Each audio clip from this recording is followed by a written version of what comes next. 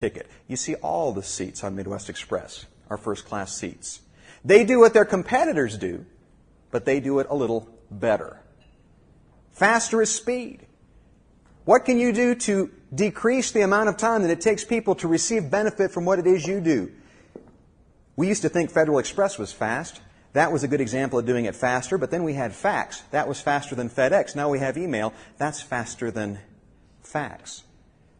What's the next evolution in terms of the speed with which you can provide your product or your service? The only thing the average American has less of than disposable income is disposable time. You can add value to any product or service or activity sometimes by doing it faster. The fourth key is different. How are you innovating? As Gary Hamel says in his book, Leading the Revolution, one of the most important business books written recently, he says, if it ain't different, it ain't strategic. Whatever you're doing that isn't different than your competitors does not set you apart. Different is critically important. One of my clients is DoubleTree Hotels. DoubleTree Hotels has a unique differentiating point that I love, and that is the first night you check into a DoubleTree Hotel, they give you 2 freshly baked chocolate chip cookies. 2 freshly baked chocolate chip cookies you will not get at any other hotel chain in America today. At DoubleTree, they say to you, they're chocolate chip cookies. To us, they are a mission statement. You see, they want to differentiate themselves by doing what their competitors aren't doing. Fifth way you can add value, do it less. Do it less. Thomas Edison once said, I never want to invent anything nobody wants to buy. Question you should ask yourself, what am I doing for my clients, my employer, my family, my friends that takes time and energy but they don't value? How could doing it less increase the value you provide as well as the time and energy that you have to provide it? 35mm film sales were flat in this country. Cameras were becoming more and more sophisticated, more and more features, higher and higher prices. What rejuvenated 35mm film sales? The advent of the disposable camera. Somebody said, let's do it less. Let's make a camera you can throw away.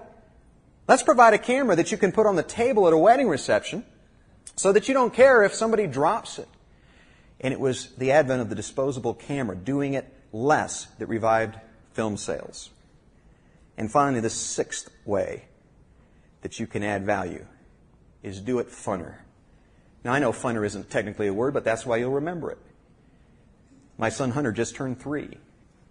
We had a big party, 62 people. It's amazing how large the families are of my son's friends. His little friend turned 5 2 weeks later. We had our party at our home. It was a great party. We had a lot of fun, but it was hard work. Hunter's little friend had their party at Chuck E. Cheese. Chuck E. Cheese is pizza, very ordinary pizza with one element added in, a whole lot of fun. They make it funner for parents to throw parties for their kids. They take all of the hard parts and charge you a reasonable amount to do it for you. And Chuck E. Cheese is a company that has historically added value by doing it funner. How can you inject fun into your business? Not just into what you do, but how you do it, how you say, how you prospect, how you sell, how you follow up, how you interact. Because the second key to consistently reaching new levels of success is to add value at every opportunity. The G is for give. You've got a choice. You can be a go-getter or you can be a go-giver. Andrew Carnegie once said, no person ever becomes rich without making others richer also. It's a familiar twist on an old adage. But the reality is there is an art to giving that most people have never developed. A few years ago, I was speaking in Cincinnati. Before my speech, I was sitting in a street-side cafe having a cup of coffee. There was a cab stand where taxis would pull up and wait for fares. I just finished my first cup of coffee for the day when I noticed a cab driver pull up. She got out of her cab. She was probably a woman in her 60s. Now, I'm not clairvoyant, but I could tell by the way she was looking at the coffee shop, she was thinking coffee. I was about to go get a refill. So I walked over to her first. I said, excuse me, would you like a cup of coffee? She said, you bet. And I said, how do you take it? She said, black. I said, my kind of woman. I went in the coffee shop, I got a refill, and for $1.05, I got her a cup of coffee. As I walked back out with the coffee, I noticed she was searching in her pockets for some change. I said, hey, don't worry about it. It's on me. I handed her the coffee. And then I walked back to my hotel. And the last thing I remember is seeing this truly astounded cab driver that a total stranger had bought a cup of coffee for. But you know what? I got a lot bigger kick out of buying the cup of coffee for her than she got out of having it bought for her. And here's the forgotten part of service. True service, true giving is only done when we give without any expectation of reward or acknowledgement. If there is an ulterior motive, we short-circuit what it means to truly give. If there is an expectation of reward or acknowledgement, then really we're not giving, we're bartering. Some of you may recognize the name of Bob Briner. Bob Briner, very successful television producer, produced the movie of Arthur Ashe's Long Road to Glory. Bob Briner died less than 2 years ago. He'd written a number of books. Among the most well-known book was called Roaring Lambs. It was kind of an attempt to talk about how to live your faith out in your life. And I read an interesting story as Bob Briner, who succumbed to cancer, was literally lying on his deathbed. A famous musician, Michael Smith, went to visit him. And Michael Smith said what impressed him most, what summarized Bob Briner's life, is the last thing Bob Briner said when Michael left his room, never to see Bob alive again on this planet. Bob Briner said, "Michael, how may I serve you?" Maybe the most powerful question we can ask. How may I serve you? Building in to the lives of other people without hope of reward or acknowledgement. The true art of being a go-giver. The R in upgrade is for relate. Relate. Here's the homework assignment. I'd like you to think in the next day or two about all of the times you encounter other people, and I would like you to assess at the end of each day whether those encounters fell under the category of interaction or relationship. Interaction or relationship. I have found that most of our encounters with people are transactional. Now, there's not necessarily anything wrong with that. That doesn't mean we're exploiting or using people, but in a time-compressed world, very often we have an objective, we have a goal, we have a message to communicate or a message to be learned, and once we get that, we move on. And as a result, we kind of pass through life like a phantom vapor of sorts, never really having any positive or negative effect on others. What is the difference between an acquaintance and a friend? The difference is relationship. What is the difference between a vendor and a partner? The difference is relationship. What is the difference between a customer and a client? The difference is relationship. And what is the difference between a colleague and a teammate? The difference is relationship. When I graduated many years ago from the Ohio State University, I met a recruiter. I'll never forget what he told me. He said, if I meet another student who, when asked what they want to do in life, says they want to work with people, I will throw up. He said, there is no other way to do it. There is nothing you will do in this life short of becoming a hermit or a monk that will allow you to escape the inevitability of working with other people. And some 20 years later, in a meeting with some of my most respected peers, somebody put it quite eloquently and concisely when they said, everything about this business boils down to relationships. It's all about relationships. Yet interactions and relationships are two different categories. What are you doing to build into the lives of those who are important to you? Not for what they can do for you, but for what they mean to you. The Magnificent Obsession by Lloyd Douglas is a story about a young man who encounters a remarkable doctor who saves his life. A doctor that once ruled the world when it came to power and affluence and all of the good things that the good life had to offer, but who had a life-changing experience that made him dedicate himself to building into the lives of others. That book became a bestseller written in 1929 that's still sold to this day, and the message of The Magnificent Obsession is that it's all about relationships, building into the lives of other people. And that's why the R in upgrade is for relate. The A is for adjust. The A is for adjust. We hear a lot about change. My friends at U.S. Learning, Don Hudson and his colleagues, recently found through their research that about 96% of the change that you and I deal with in the course of a typical day is imposed. We don't have a choice. It's simply change that is thrust upon us by our employer, by our families, by our society. Only about 4% of the change that you and I deal with is initiated. Therefore, here's the challenge if you want to upgrade your business or your life. Change the ratio of change.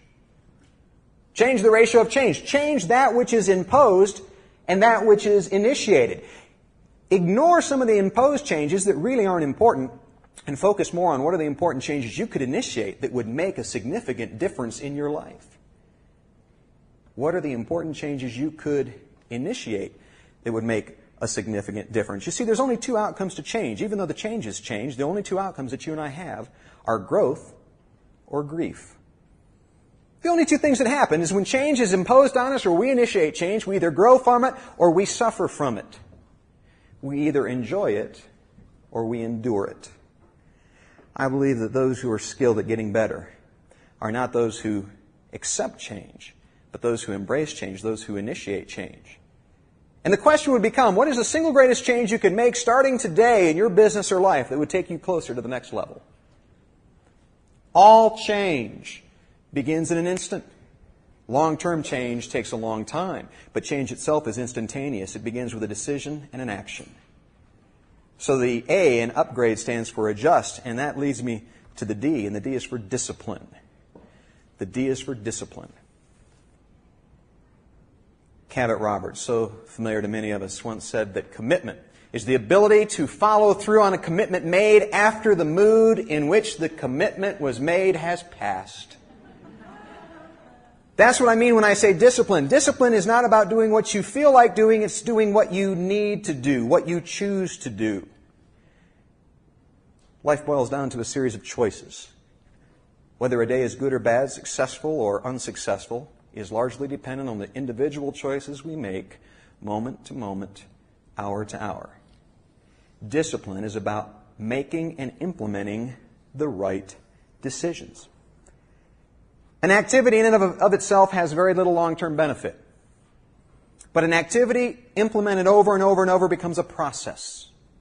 A process used consistently in your business or your life becomes a habit. And habits are the things that rule us or destroy us. We need to look at our activities every day. One of the most powerful exercises I might suggest is this. You need, as I do, to identify your 6 to 8 MVP activities. Now in sports, we know that MVP stands for most valuable player. But I use MVP a little bit differently. MVP to me stands for most valuable and profitable activities. Most valuable and profitable activities. What are those 6 to 8 things that give you the biggest payback on your investment of time and energy in your business or in your life? Now, the first step is identifying what they are. That's difficult. I now have 4 MVPs down from a list of 8, and that's taken me months to condense or distill. But after you identify what are those 6 to 8 MVP activities, the harder part is to discipline yourself to spend 60 to 80% of every day doing those MVP activities. Spend 60 to 80% of every day doing those MVP activities. That's what discipline is. Discipline means you have to learn to master your moods. They say that in the course of a typical day, for every 2 minutes we are in a positive mindset, we will experience 1 minute we are in a negative mindset.